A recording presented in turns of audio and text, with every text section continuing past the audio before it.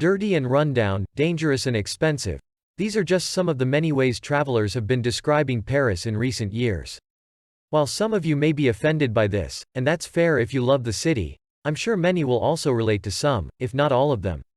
Now, don't get me wrong. Paris is a beautiful city with plenty of incredible sights and experiences to offer. But its consistent rating as the must-go city or greatest in the world often leaves many disappointed after their visits. If you don't believe me, just look up Paris syndrome, a state of depression for when people are so let down by the city.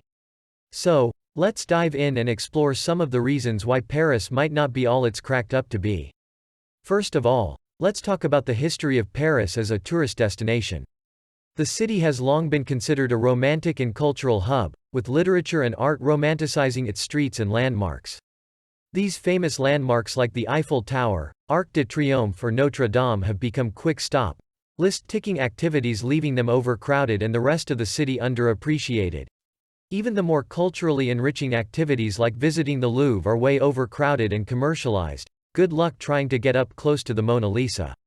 On top of that, the hype surrounding Paris has only been amplified by social media influencers and travel bloggers, who often paint a picture of the city as being nothing short of perfect.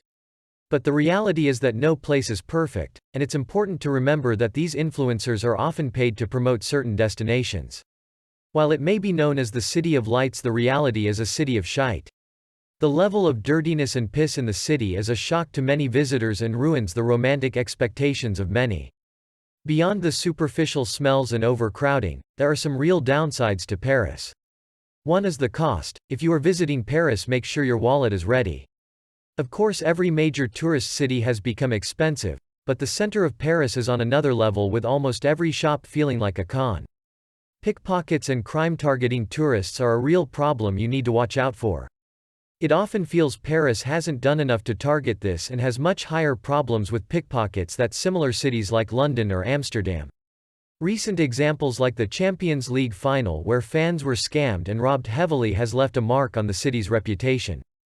If you're looking for alternatives to Paris, France has plenty of other incredible cities and regions to explore, such as Bordeaux or the French Riviera. Or, if you're interested in traveling elsewhere in Europe, there are countless other destinations that offer unique cultures, landscapes, and experiences. Alternatives to Paris that I recommend include Berlin, Budapest, or Krakow.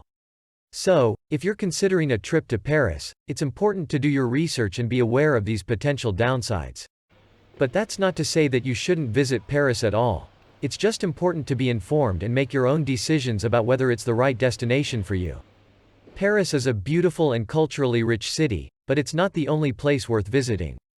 It's important to do your research and make your own informed decisions about whether Paris is the right destination for you, and to consider the potential downsides and alternatives to the city.